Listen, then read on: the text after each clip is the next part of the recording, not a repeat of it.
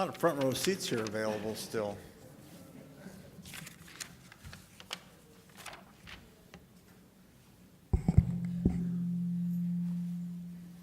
Welcome, everyone.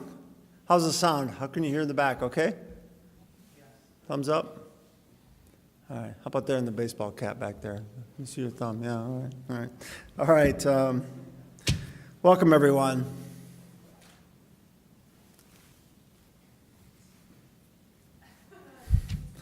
Take your phone, turn it off. I was trying to do the.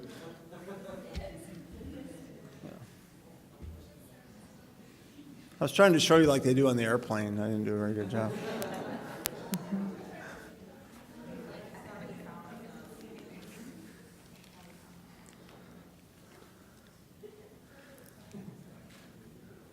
Well, welcome everyone. Happy March 1st.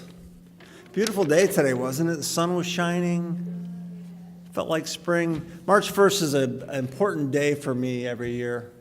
Every year on March 1st, I go looking for bluebirds, which show up in southern Wisconsin every year on March 1st, and it's foolproof.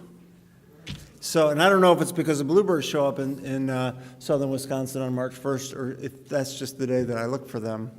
But every year, without fail, for the last 10 years, I've seen my first bluebird of the season on March 1st, except today. Today I failed. There are pelicans on the Rock River. There are sandhill cranes to be heard when you walk out the door, but there are no bluebirds. But there's another harbinger of spring, which is the Mackey keynote reading, which is what brings us here tonight. And it's right on time, right on schedule. So thank you all for coming. Happy to be here. I think I said I'm Chris Fink, professor of English and direct the Mackey program. And the Mackey program, as you know, is one of the college's principal residencies. In a minute, my colleague Sean Gillen will introduce this year's Mackey Chair in Creative Writing, but first you'll have to indulge me while I proselytize about the value of creative writing at Beloit College. As many of you know, Beloit College has one of the best creative writing programs in the country. If you're majoring in literary studies or creative writing here, or even if you've taken a class in our program, take a moment to congratulate yourselves on making a great choice.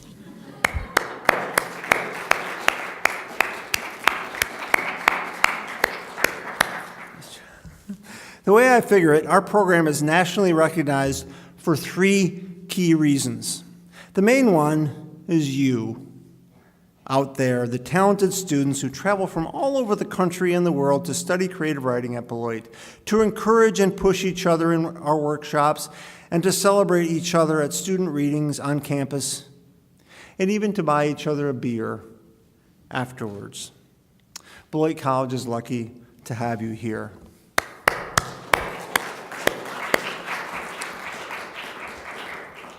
The second reason our program is so amazing is because of our kick-ass faculty. We have Fran Abate, Joe Bookman, Christy Clancy, Gene Franzino, Sean Gillen, Chuck Lewis, Cynthia McCown, Nahir Otano Gracia, Tamara Katabjan, and Steve Wright. Show me a smarter, more creative, more supportive, better-looking English faculty than that. You students are lucky to have them. And Bierman, you're lucky too.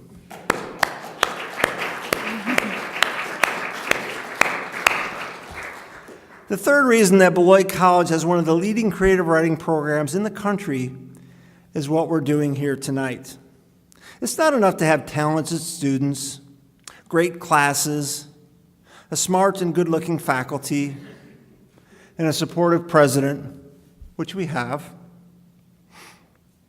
A leading program needs to be a part of the national conversation on literature making. We do. We're part of that.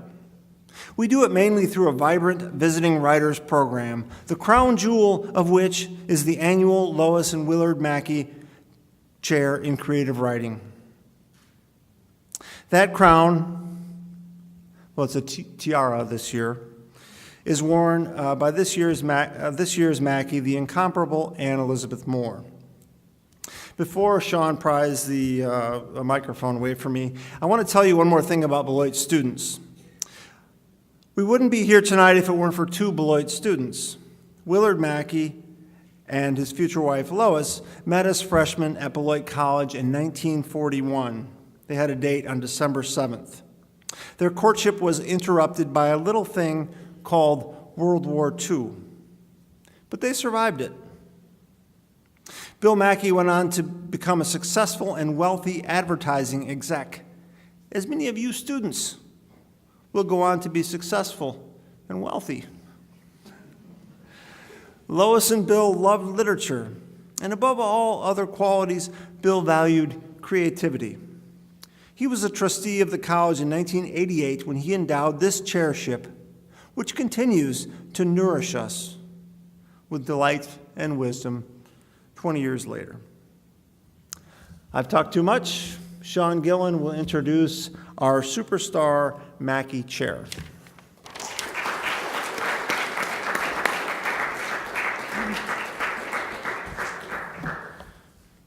If I stutter a little bit in my introduction, it's because I'm just a little put off because I've known Chris for about 10 years and he's never said I was good looking. So I have to deal with that. All right. Good evening. I don't know if I've ever been happier like Chris to see March 1st. By any measure, it's been a brutal winter here in Beloit. I've been here for 25 years, and the college had never closed for severe weather before. This semester, we shut down for 2 days, as you all know, and hunkered down. My spouse is a physician in town and a hospitalist, and she's told me that with all the ice on our city streets and roads, the hospital staff has really been busy this month, helping patients deal with broken bones and bruised hips, all kinds of injuries. Maybe today's sun marks a turning point, maybe not. I mentioned the weather because amid its onslaught, our community has welcomed Anne Elizabeth Moore, without question the Mackey Chair, who has demonstrated the greatest resilience and toughness by motivating a seminar of creative writing students, many of whom have reported to my colleagues and me that the class has been among their best at the college. Anne is the editor of the Chicago Reader and the author of several books of nonfiction. Her latest, a study of the art of Juliet Doucet, available for sale with many of her other books after the reading. Her previous book, Body Horror, was nominated for a Lambda Literary Award and a 2017 Chicago Review of Books Award, and was named a Best Book of 2017 by the Chicago Public Library. She's also been a recipient of a USC Edinburgh Getty Arts Journalism Fellowship and 2 Fulbright scholarships. And of course, she's now alongside Ray Carver, Ursula Le Guin, and Billy Collins as a Beloit College Mackey Chair in Creative Writing. In the English Department's collective memory of Mackey Chairs, there are those recipients who our faculty and staff remember most fondly. They are the ones most generous with their time, the ones who perceive the creativity and the kindness of our students, the ones who help transform their lives. Anne has been one of those Mackey Chairs. This afternoon in my office, one of her students told me that Anne, and I'm quoting now, makes you feel heard. She makes you feel your voice is important. She challenges you, and she never gives empty compliments or praise. I am totally inspired by her teaching. As I mentioned a few moments ago, Anne is also the editor-in-chief of the Chicago Reader, one of the last independent alternative weeklies in the United States. There used to be scores of independent weeklies in this country. With the closing of New York City's Village Voice in 2017, it appeared the alternative weekly was really no longer a viable enterprise. But somehow, the Chicago Reader, now with Anne at its helm, has managed to keep delivering alternative news to the city. It must be said this evening that not only did Anne serve our students well during the brutal weather, but that she was somehow able to keep her attention on her class during what was an epic series of news events in Chicago. The Jesse Smollett media frenzy, R. Kelly's indictment, brutal weather in the city of Chicago, and the recent mayoral runoff, a race that will result in the election of Chicago's first African-American female mayor. Imagine being an editor of the city's only operating alternative news weekly and its staff during those events, dealing with all those calls and emails and interview requests while prepping your creative writing seminar in our cozy guest house. If you had a few moments, if you were in Anne's role, to write a short column this past month for the reader, what might you say? How much would you be really thinking about your time in Beloit? When it had to compete in your mind with all those breaking news events. Well, here's, for example, what Anne wrote February 8th to her Chicago readers. I'm writing to you from Beloit, Wisconsin, just a few miles north of the Illinois border, where I have been invited to college up some of the youths of America for a few weeks. I have a class, and the students are great, brilliant, hilarious, but I always forget how eager young folks are to establish their place in the world, to assess an idea in terms of how much it conforms to their still forming visions of the world, so as to differentiate themselves from their classmates, their families. Mostly these days, I find myself hewing towards the opposite direction, letting my own vision of the world go slack to better enfold new ideas into it. Not to assess anything, but to query an idea, to jump inside it, to see how it might stretch and where it could crack.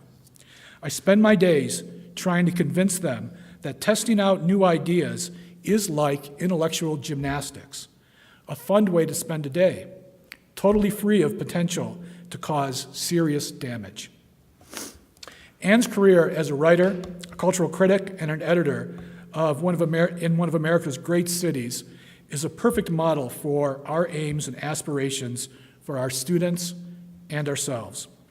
That we be immersed in the world while also being, as critical and creative thinkers, apart from it. I'm a very skeptical person by nature, as many of you know, and when our college names someone an honorary Beloiter, I often had my doubts about the accolade. But Anne's residency has changed my mind about all that. I'm looking at you, Scott.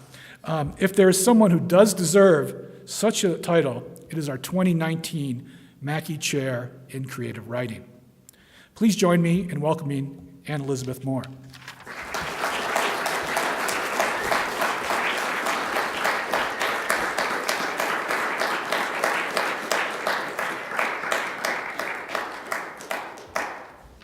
Wow.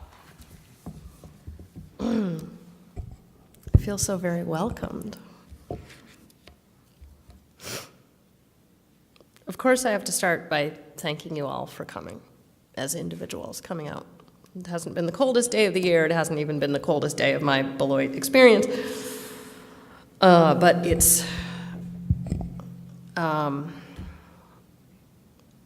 hard to wake up on March 1st and think that it will be different from February. But it is. It's different every year. Congratulations, you survived. Thank you also, of course, to Scott and Melody, who just welcomed me to their home for their amazing dinner experience. And, of course, to Chris and Sean, the rest of the English faculty. It's been genuinely delightful to work with you people for the last 6 weeks, short a couple of days where the snow happened. The things that I thought that I would read to you, since I was sort of surprised named the editor of the Chicago Reader in October, one of the things about taking on a job that is, as Sean explained, running the, on an alternative news weekly in an age when alternative news weeklies don't run, is that I had to give up everything for it. And one of the things that I had to stop doing immediately was like throw out the writing project that I'd been working on. So when they, offered me the job, I was kind of like, yeah, I'll take it, but like I have to go to Beloit in a couple months to like keep doing the thing that I am interested in. And so I sort of had this project that I wanted to continue working on while I was here that really grew out of body horror, which is subtitled Capitalism, Fear, Misogyny Jokes. So I'm going to read to you about the project that I've been working on here, and then maybe a piece or two from Body Horror, depending on how it goes. And we'll see how long my voice gives out. I've had this amazing cold for a couple of days. But the thing that's interesting about Body Horror is that, it's a loose collection of essays, and they're sort of, composed very organically, like literally composed around notions of composting and sort of like things eroding. And so as much as there can be a villain to that story, there is a bad guy to Body Horror, and it's this scientist named Paul Ehrlich, and he did a number of different things, and I will tell you about them, but one of the things that he did was that he was really big into germ theory, the germ theory of disease, which sort of says that bacteria cause human failure, and that therefore eliminating bacteria is the only path forward. And this turns out to be, we are discovering more and more every day, one of the reasons that diseases like autoimmune disease, which is a major focus of the book Body Horror, has become so rampant, is this desire to eliminate bacteria has actually eliminated the way that we function as humans. But also, more specifically, Paul Ehrlich developed a theory while he was doing these various sciencey things that he did, and it related to his study of the immune system. And while studying the immune system, he discovered that there's no possible way ever that autoimmune disease could possibly exist, right? One of the most important and significant scientists in history basically said this thing is impossible, and then he said it so loudly and for so long that everyone believed him. And because of this, autoimmune disease was not studied or researched or funded for 150 years. And the name of his theory, which is why the book Body Horror came about, was because he called it horror autotoxicus. The idea that the human immune system couldn't attack itself was because our own bodies would feel such horror at the idea of self-destruction that it would just fail to function, right? That this was a sort of a moral and emotional thing that our bodies contain with us. So Paul Ehrlich has been the sort of focus of my writing for a little while. So these first two pieces I'm going to read are about him. Paul Ehrlich, born 1854, died 1915. Inventor of chemotherapy, helped create the first anti-serum for the diphtheria, cured syphilis. Developed methods for diagnosing diseases, including typhus and tuberculosis. Foundational work in the fields of immunology, biochemistry, microbiology, neurology, and cancer research. Nobel Prize in 1908. They named a street after the guy in Frankfurt-Sachsenhausen in 1910. West German postage stamp in 1954, commemorated with a crater of the moon in 1970. Several medical institutions, research laboratories, and even a human rights award are named in his honor. Odds are good that you would not be alive today without Paul Ehrlich. Impressive CV? No, we call him a genius. We call a lot of men geniuses.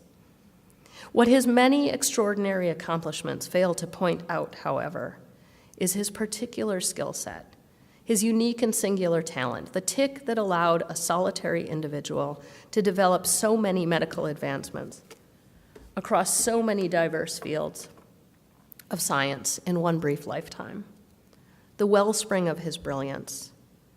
For some it is math, and for others an intimate knowledge of the heart, not Paul Ehrlich. What he was good at was dying. Reduce his so-called genius down to one weird obsession, and what you are left with is an indisputable gift for the application of color. Imagine it was dazzling. Otherwise, very scientific historical accounts wax lyrical on the vials of powder stacked in his laboratories, hues left upon clothing, errant multicolored blotches on fingers, awkwardly grasping the hands of more esteemed men in professional settings. Men who do not begrime themselves in any direct way. Rich men. Ehrlich's semi-embarrassed grin. Look at it like this. He perceived the world in monochrome, the value of specific elements within it only to be drawn out by application of a compound of his choosing, a synesthete in reverse. Perhaps he will choose a methylene blue one day, a Bismarck brown the next, or an aniline red. Listen, iodine violet, dahlia, purpurine, saffronine, fuchsine, primula. Words that describe hues so wondrous and variant that you have probably never seen them, too rare even for the rainbow. He made color his thing, took to carrying colored pencils around with him to elaborate upon his many genius ideas, on napkins at restaurants and on postcards in cafes and on tablecloths at home. He had married into the textile industry. Of course he did. And soiled table setting after table setting, drawing out side chain theory or the impact of his anti-serum on Corynebacterium diphtheria. Imagine the chortles of the house guests as his wife cleared away yet another ruined linen. Imagine their jokes. Lucky she has ample supply tucked away in her father's factories. Ha ha ha ha ha. Imagine her laughing along, a doctor's wife, polite, gracious. Raised by a man made wealthy from women's underpaid labor, knowing that she had transcended that, at least that, but that her contribution to history would still only ever be this. She made the work of a genius possible. Imagine, remember, the smile of such a woman. When Ehrlich ran out of linens and postcards and napkins, to what did he turn? The hems and shirt cuffs of his audience members. Upon them all, he developed his ideas about microbiology, biochemistry, infectious disease, each as wondrous, fantastic, and colorful as he depicted them for his guests. But remember this, it was only in the application of color to living matter that Paul Ehrlich was invested. The lightness or darkness of a color, the quantity of light reflected, we call it value. Value defines form and creates the illusion of space in the human eye. It is through a contrast of values that we define one object's separability from another's. By means of the gradation of value, we perceive object mass or significance. What we credit as genius was Ehrlich's selection of the means by which to determine value. Don't forget that.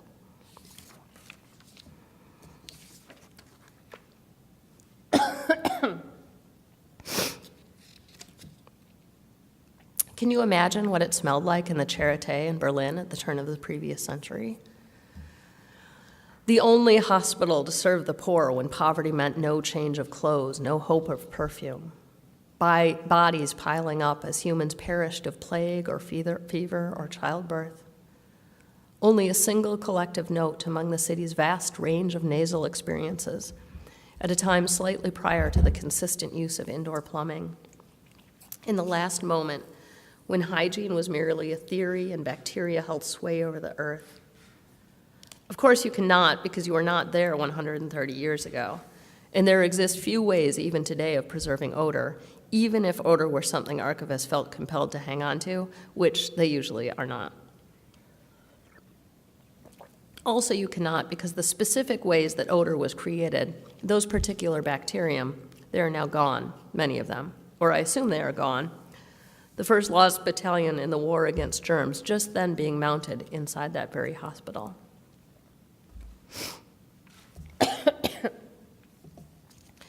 Accounts of the day do not flatter the aroma, concentrated as they are on the foul and unfriendly, dead skin and dust, unwashed and overexerted bodies, thick with oil, urine and feces from humans and animals, burning candles made of fat, wood frame buildings rotting into the ground, a dense, heavy wilderness, always at the very edge of civilization, the recent past.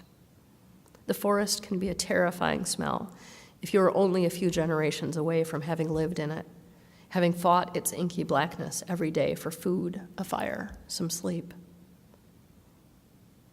Accounts of the day are compromised, I suspect, by an ever-present need to show progress, a sincere hope that today is definitively better than yesterday, that this week is better than last, and this year a profound improvement over everything that came before it.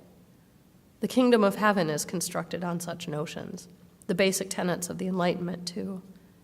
After all, yesterday or last week, if you live in 1888 Berlin, your daughter may have died from unseen forces, no warning, just unalive when she should have been preparing to break fast. You did not know about crib death or typhus or yellow fever or cholera, or you did but through rumor, or you did but by watching a neighbor's child fall prey, although that name never came up. Or you did but there was no explanation, no assurance that it would not happen again, or not happen again every day for the remainder of your life. When destitute of causality, humans tend to believe that tomorrow will be better than today, and by extension that today is better than yesterday. And hygiene, such an invention. Everyone was excited about it. It would change everything. Electricity, too. Also, phones had been invented, but these did not seem terribly helpful to people. In a real emergency, you could call the doctor and talk, or you could send a carriage so that he might be able to lend some assistance.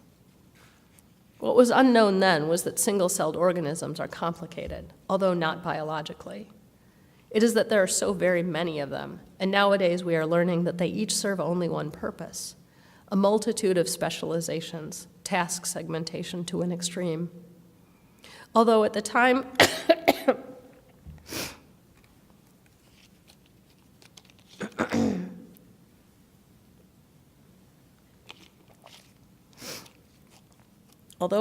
the argument was rising, thanks to Louis Pasteur as well as the folks working inside the Charité, that each of these purposes was to cause harm to humans. It is becoming clear over a century later that this was never true. Preposterous. Bacteria do not care about humans. They do not care about anything. They serve only one function each, and this they perform or they do not perform, and that function must be quite simple because they are very small. Consume a different form of bacteria, congregate near a certain chemical, proliferate under a set of conditions, perish under others, emit a gas.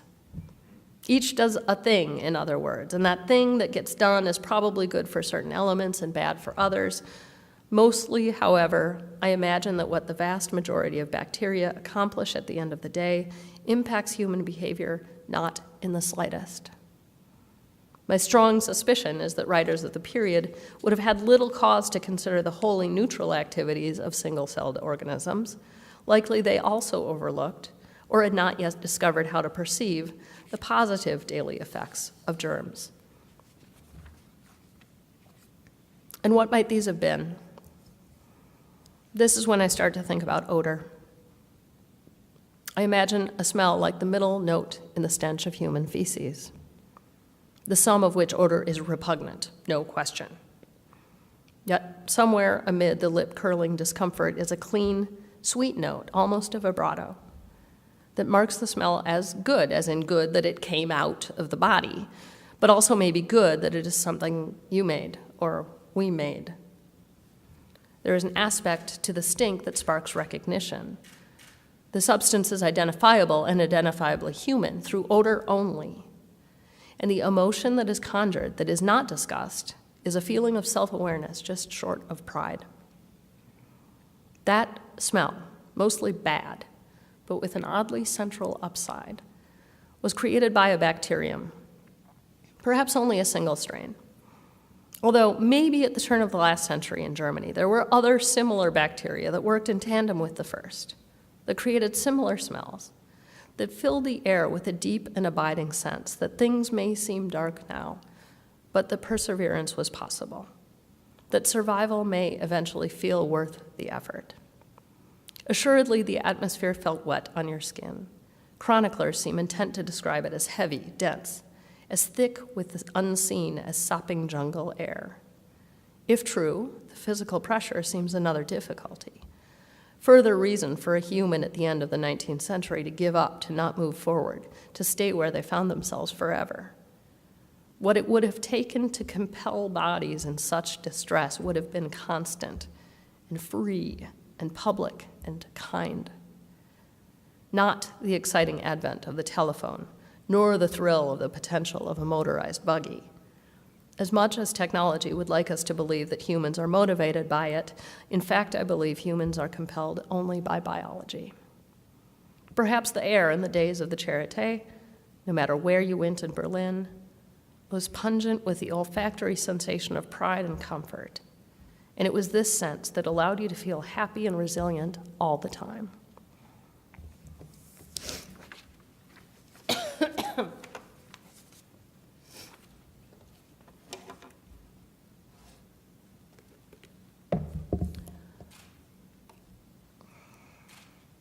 I want to do one more thing from Body Horror.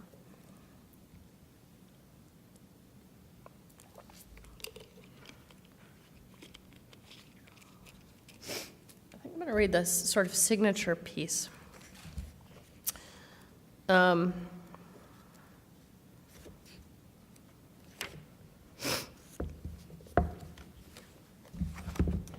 called A Few Things I've Learned About Illness in America.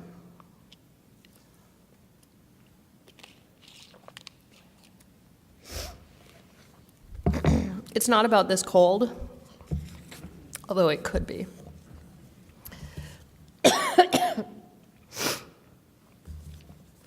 A few things I have learned about illness in America. Number one, sit with a friend through cancer treatments because you love her, not because you believe she would do the same for you. She won't. Cancer changes people, and it makes people vulnerable. If your friend survives, she will want to reinvent herself. She will need to reinvent herself. What I mean is, your friendship is probably over once your friend beats cancer. You will help them do that, survive. But your only reward is likely to be that knowledge. You may later go through cancer treatments yourself. It is possible that you will do this alone, even if you sit with 3 different friends through cancer treatments. What is important to realize is that you helped them survive because you are good at survival. Number 2, your best doctor is your body. Hopefully, you will also find other doctors who have more training in and experience with illness than your body does, but I would not count on it. Weigh professional opinions and theories against how a medication feels in your palm or what comes to mind while it digests in your stomach. Avoid processes that allow the administration of treatment to get too far away from your own hand, not because you should not trust other people, you should, but because it matters if you shake before you give yourself an injection or if your heart aches every time you go in for new lab tests. Another way to say what I mean, notice what makes you feel bad and avoid it in the future. I have found that most people do not know when they feel bad. I personally did not learn how to tell when I feel bad until I turned 44. Number 3, many people will offer advice. No, everyone, in some way or another, will offer advice. Some will tell you to change the way you eat or how to feel. They may suggest you find a better doctor, as if you did not live daily with the failures of modern medicine. Others will tell you how you can make it easier for them to understand what you are going through or demand that you be patient with them. You must try not to laugh. If people grow annoyed at your behavior, they may repeatedly ask what is wrong with you, even after you have told them 1,000,000 times that you are sick. Still others will believe resolutely that you have done something wrong. They will say, aha, at the wrong time when you relay an anecdote, or forward articles to you about smoking, yoga, or drinking tap water. They do this out of kindness, but what is being said is, you are failing to live up to my expectations of you. If you bother to listen to other people at all, although I can understand why you would not, you may wish to translate everything anyone tells you into the phrase, I care about you more than I myself realize, more than I am currently capable of expressing. Do this without speaking, inside your own head. It is only for you. Number 4, this is important. Do not hate your disease. If you can, try not to hate anything at all, but that may be too hard. You have a right to be angry. Still, hate is for people who feel they have nothing to lose, for people who are comfortable sitting in judgment of others. Most important, hate takes time and energy. Time you could be devoting to far more important pursuits like laughing at jokes or research. Hate only inspires more hate. What you need right now is love. Number 5, When someone discovers you are sick, do not be surprised by their cruelty. For example, someone may say, "Oh, my grandmother committed suicide when she was diagnosed with that." Or an acquaintance may give you false information about your disease. This will happen surprisingly frequently with doctors. Friends in media and entertainment will write you into stories as a character, taking your hard-won experience of survival from you without permission and use it to advance their careers.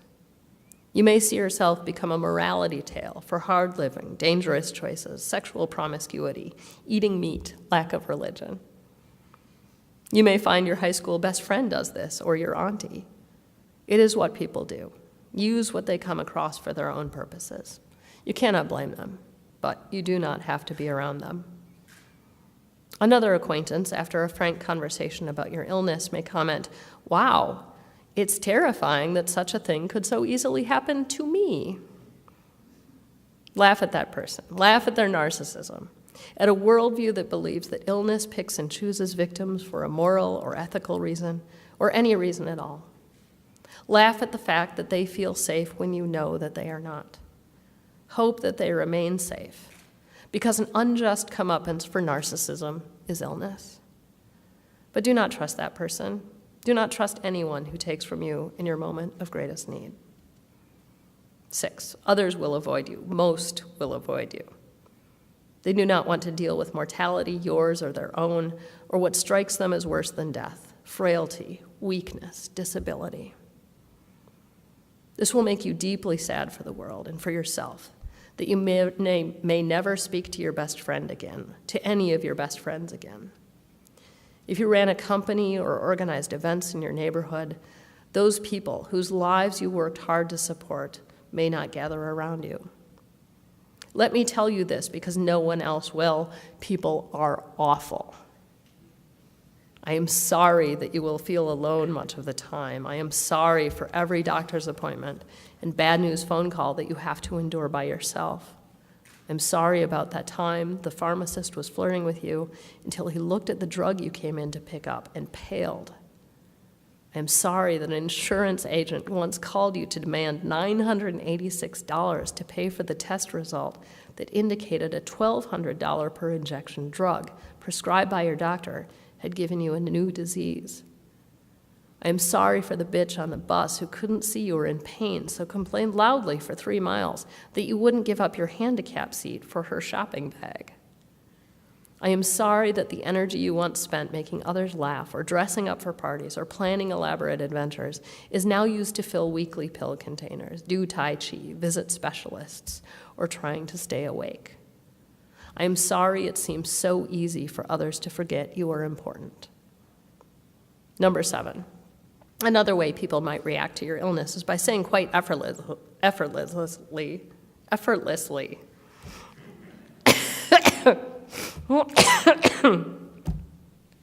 "What can we do, your community?" It may take a year to hear this question, or longer. You may think you will never hear it. In truth, you may never hear it. You will expect to hear it when you post on Facebook about a negative test result, or mention to a small group of friends over coffee that your doctor is concerned. The crucial question will not come then. It may not come when you fail to show up for birthday parties, although it is clear that your absence has been noted. It may not even come after a week when you cannot answer the phone or when you do not have the energy to respond to emails, when you effectively disappear from the face of the earth. You will be made aware then that people are gossiping, but you will also be aware how few of those asking others about you have ever actually asked how you are. Everyone will feel that they have expressed concern and wished you well, but the actual number of people who will do so is quite low. You may see, in other words, the evidence of community forming, but it will still take some time for its benefits to be offered to you. Try not to sob when this happens. The friend who finally mouths these words will believe she is the 100th person to say, "What can we do? How can the people who care about you show it?" Do not mention that you don't know if you believe in community anymore, or which exact community members have hurt you beyond repair. Do not test her faith in the power of people to gather in support as yours has been tested. Just answer her question. Number 8. Your European friends will make what seems to them to be very logical suggestions. Request a paid leave from work. Go to a health spa for a month. Begin receiving disability compensation. Supplement your Western medical treatments with Chinese medicine. These treatments may not be affordable or in some cases available to you in any way. Your European friends will be baffled by the cruelty of the state. It will not make sense to them how a rich nation can so severely take advantage of its population. This is important. Do not attempt to answer their follow-up questions, because a whole lifetime can be wasted describing the injustice you are currently experiencing, and it does not need to be yours. Number 9. Even if you have been assured the most basic of care by federal policy, however minimal indeed for those whose diseases are little understood in the first place, and for whom there are therefore no effective treatments, you may suddenly find yourself in the doctor's exam room crying over the threat of its repeal. Your doctor may face personal threats from the same administration. Perhaps she was born in a country from which others have been denied entry to the U.S. by surprise executive order, or fears annulment of the law that allowed him to enter a same-sex marriage with his partner of several decades. Certainly, your doctor faces a potential job loss. Your doctor may also cry. However, it is possible that your doctor could say, "I have a plan." Then your doctor may detail the black market prescription dispensaries, back alley lab testing facilities, and unsanctioned exam rooms around the city that will allow you to survive. You may wonder if this is a movie or a trap. The sliver of hope, however, will buoy you. Let it. 10. You will learn to get by on very small kindnesses. These are often gifts so tiny they mean nothing to those who dole them out. A fruit basket sent by the secretary of a man you worked with once, whom you have never met in person. He is an acquaintance of a good friend that you have never heard from post-diagnosis. A heartfelt but single-line email from a colleague on the other side of the country. An extra warm hug from someone you respect but do not know very well. An angry email from someone in your same line of work, someone who rightly tells you to buck the fuck up when you have professed a desire to give up, someone who does not mind that you are sick, but cares enough to see past that and spot that you are about to make an irreversible mistake. Over the course of a month, you may only experience one such event, or you may not experience any at all after several years. But if you do, and you thank these people later, they will not remember what they did. They will have no idea that they saved your sanity or your life, that collectively and without even trying, they have created a world you are desperate to stay in for just a little while longer, no matter how difficult. Number 11, I'm going to be honest with you. I have no reason not to be. I do not know you, and we may never meet. I mean, we will, but that's different. But I can say without a doubt that your doctors may not be telling you the truth, and your friends certainly are not. Drugstore clerks, honestly, do only want your money. RNs have plenty of other patients set to take your place. Your company can do without you just fine. Your pets will even move on. I'm not saying that people do not love you, they do. Yet a moment of horrible honesty is required, so here it is. There is a chance that you will not make it through this, whatever this is for you. You may die soon. You will certainly die eventually. Peer at that statement. Ignore that it is sorrowful and unkind, even as you also admit that it is true. Take it as a reminder to care for what you love and a plea to be courageous in defiance of unspeakable cruelty. If you do not make it through this, whatever it is, this disease or this economy or this political regime or these very, very difficult days, let us remember you as someone who loved very deeply. Do not let us forget how much you cared. Thank you.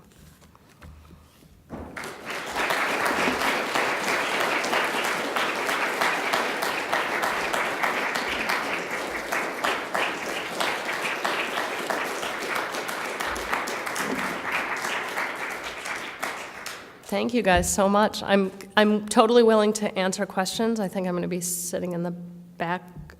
There's books and there's like free postcards and my newspaper that you can look at if you want. Come say hi.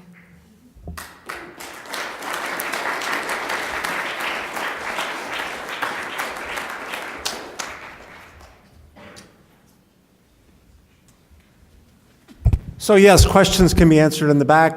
Books for sale back there. You don't have to buy any to look at them, so feel free to step in the back and meet the author, take a look at her books. Thanks everyone for coming.